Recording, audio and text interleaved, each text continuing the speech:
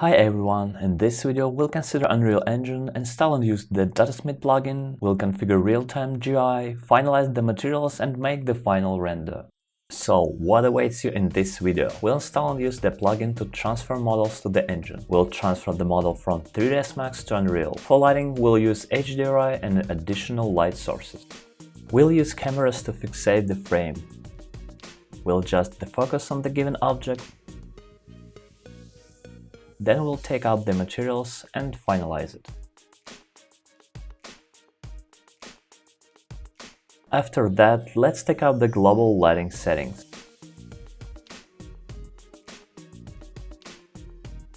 We will set the final quality and run the render.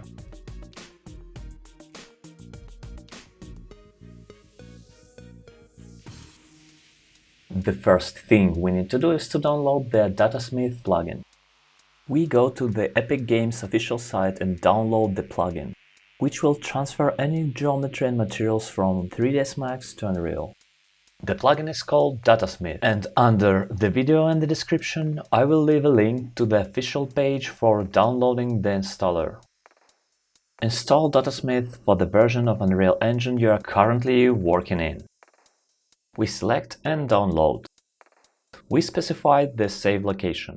Click Save. After the file is downloaded, we run it. I have already installed the plugin. I will show you a screenshot. Select the version of 3ds Max and click Install. We run Launcher, go to Library and then click on Launch. In the next window, select Games, Next, Blank Level. Here we select No Starter Content and turn on Ray Tracing. We name the project and create it. Now we can enable Datasmith.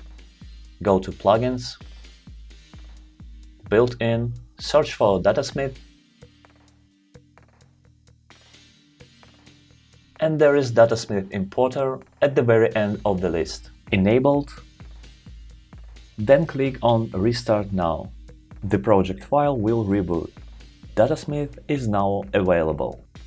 Now I have to say a little about navigation. Navigation is carried out while holding the right mouse button, just like in the game. You can change the speed of movement. For example, I did 2 times slower. Then we go to the project settings. Here we need to select Windows and install DirectX 12. This is necessary for RTX to work. Also, check if ray tracing is ticked. If you specified when creating the project that ray tracing will be enabled, then this checkmark is ticked by default, but check it out. Next we press Ctrl+S, name our level and click Save. Here we have it. Next we go into the settings of the project, the Maps tab, select this level which we just created. Further we will transfer this model. Open it in 3ds Max. From the side front view, holding the shift, I will create a line. We create such a corner. This is our future substrate. We align the bottom line. This will be the floor along the bottom of the model. And you can apply extrude. We assign extrude. I think 5000 will be enough. It can be a little more, 8000 for example. And we center our background regarding the model. Then we apply chamfer in order to smooth the corner. By eye, we approximately set about 1700. It is desirable that there was an even value of the segments. Well, that's how it will look like in Unreal. We can export the file, click Export. Next we select the type. This is Unreal Datasmith. Enter any name, a save location, save. Here we select everything by default, OK. We open the previously created level. Delete everything that is not needed. Yes, all. Then we keep our level, our changes. We go into Datasmith. select the file that we just saved, here click OK. Here by default light mask generation is already turned off, but just in case, check. We don't need lights, cameras and animations. We transfer only the geometry and materials. The transferring takes some time.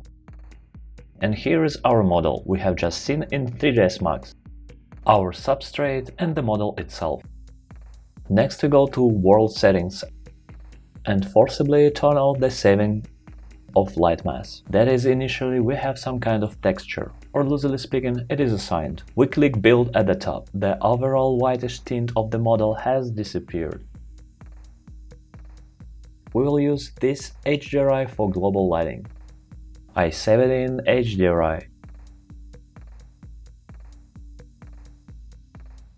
After import, select Skylight, specified HDRI and assign it. That is either with the transfer or select it and click on the arrow below the list. Next we need a post process. Just write post on the left. The post process is highlighted. In the settings of the post process, there is such a check mark, like unlimited action of this post process. Now we can also turn on global lighting. There is final gather here. We will use it, but this is not the final quality. Brute force, it will be the result. This is the best quality. Well, now we turn on the settings, but don't change them. Well, let's now highlight the skylight again, and here we set 5 of intensity. It's measured in candelas. We set the HDRI quality to 1024 and let's try to rotate. Here you can see that the light reacts in the same way as in the classical renders. The nature of lighting immediately changes. I'm looking for an appropriate value. 230 will be acceptable for our scene. Then with the right button we click on the content, create the material, we can call it just bag. This is our material of the substrate. We hold the number 1 and press the left mouse button. A constant is created. 0 is black material, black color, and 1 is white. We create one more constant. 0 is the maximum reflection, and 1 is the maximum roughness. We apply the material by simply dragging it to the object we need. In this case, it is a substrate. Next we enter light on the left. Select rectangular, that is a rect light. We just transfer and start to rotate it. These same hotkeys, W, E and R, work here as well as in 3ds Max, for moving, rotating and scaling.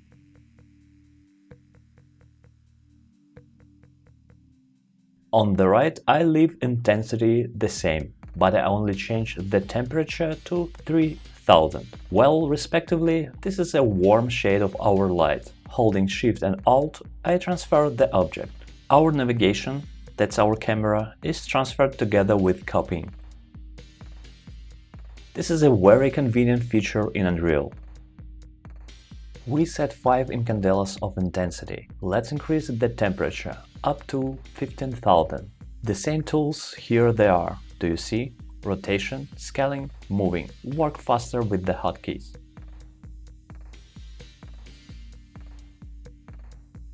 While holding Alt, I already copied the third light.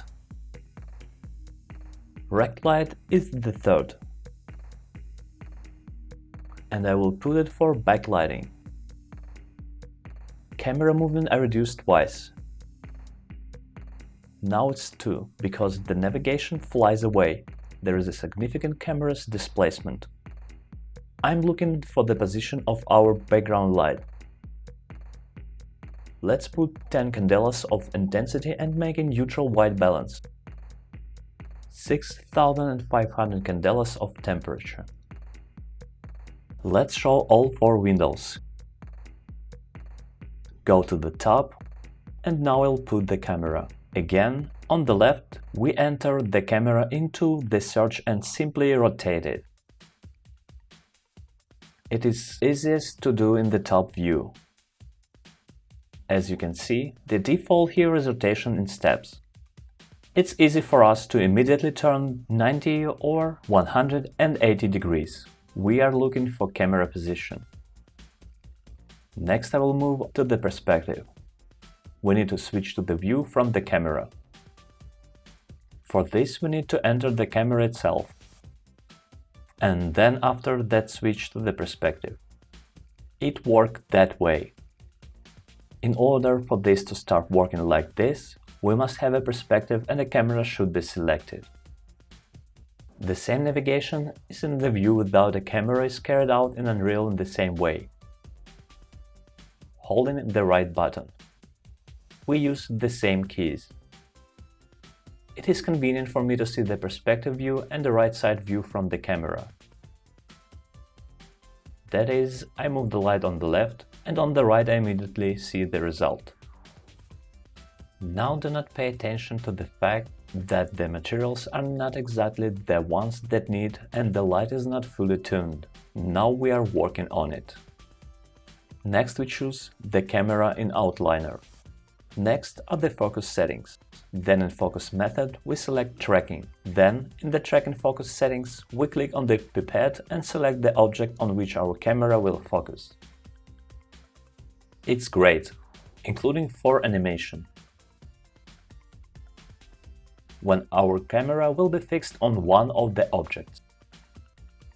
We go to the post process and turn on the ray tracing reflections now. That is, before that, global settings work for us, and now we include reflection on ray tracing.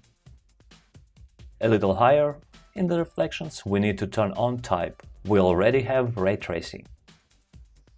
Without going into details, we will put 2 on maximum bounces and we will put 3 on quality, samples per pixel. We select all positions for rect light and put 8 for ray tracing. It is the quality of lighting. Next, select one of our leaves, go up to the materials, open the material,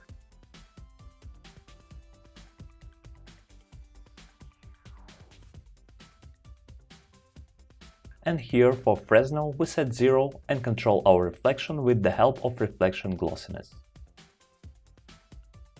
Here I made our leaf a little more matte, so that it wasn't so glossy. And at the top we put a check mark in diffuse. It opens and we click on the picture 2 times. I would make a leaf lighter because the material of the leaf is quite dark. I just want to make it lighter.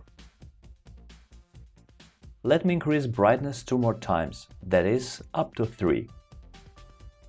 Much better now. Then I save. I close our tab. That's it, the leaf material is finished. We choose a Cache-Paw. We go into the Cache-Paw material. I moved the tab to immediately observe the result, see what happens directly when this material changes.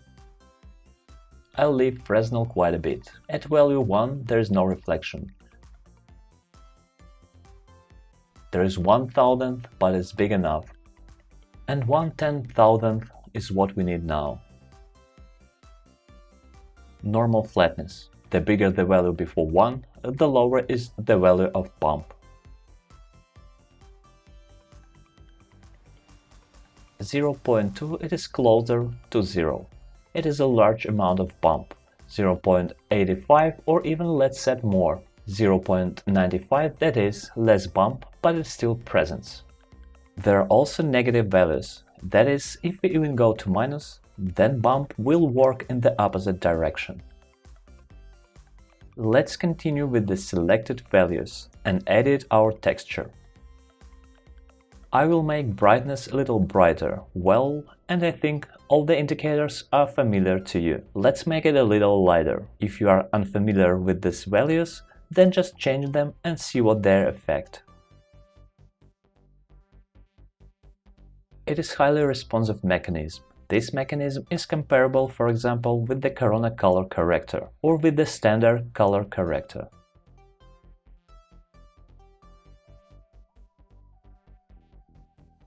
Well, let me turn off the grid, because it slightly overlaps our floor and distracted me. Let's go back to the post process. Here we will put percentage, put on 200 for example, based on the capabilities of your video card. For example, I have 1080 and for such a simple picture I can put 300. This value helps to increase the quality of the picture. In fact, our image is 3 times larger. Press the tilt button, type sharpen, press space, then number 3 and enter. Thus, we increase the sharpness. We can leave sphere reflection capture in this scene as a template so that in the future we make to bake if we want.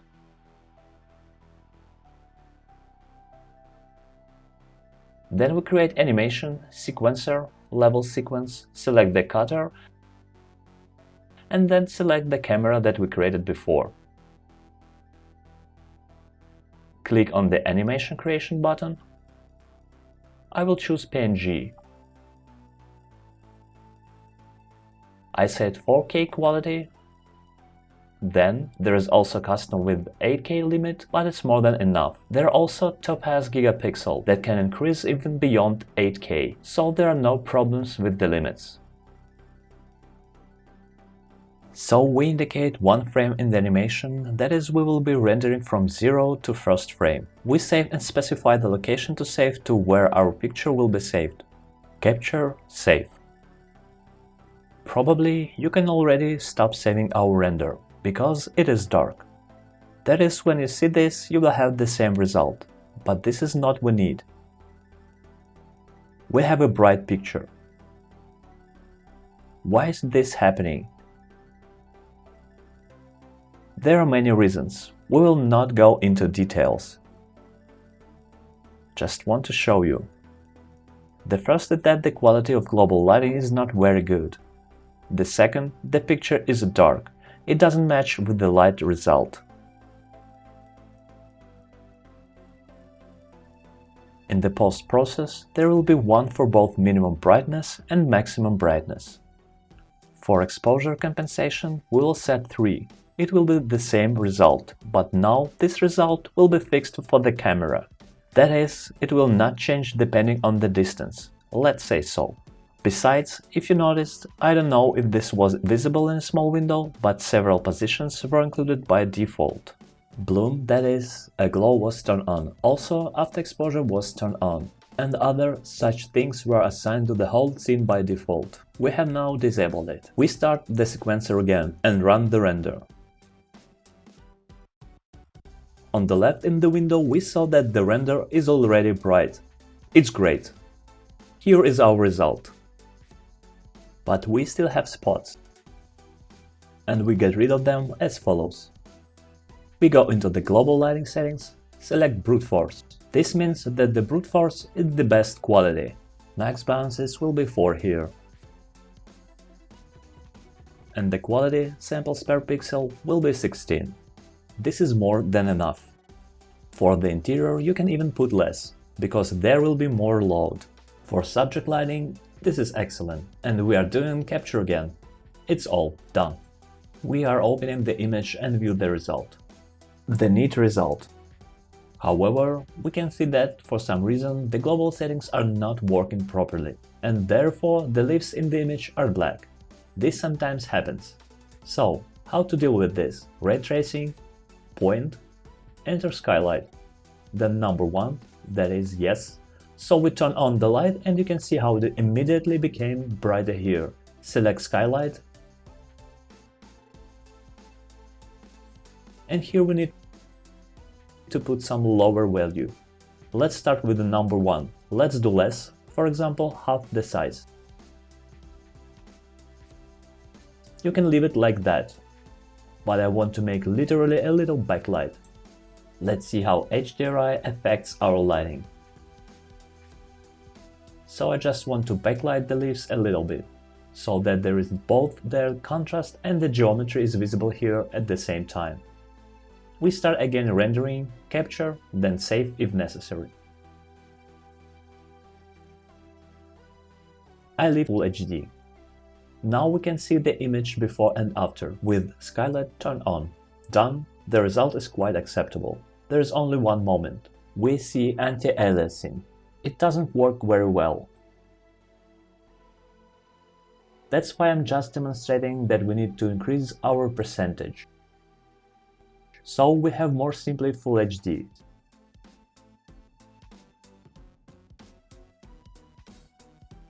But the Unreal increases the picture 3 times and zooms it up to Full HD.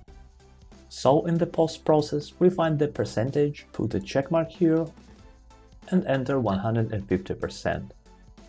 It will be good. I can increase up to 300 on one frame for this scene. That is triple the amount of percentage. Now we enter sharpen and increase the amount 3 times. This amount is appropriate here. We launch the sequencer and render. Capture movie. All is set up. Saving occurs in one folder that we need. There will be a little longer, because it is 4K, and we have increased the image in percentage 3 times. And we see the difference. Here we have the state of the image before, now it has 300%. The quality is better, isn't it? There is no anti-aliasing, but there are sharper shadows, less noise, and small details are more elaborated. Thank you all for your attention. Subscribe, put likes, and ask in the comments if something is not clear. If you are interested and you will react to this video, I will continue to record such videos to consider how to use Unreal. Bye everyone, and see you soon!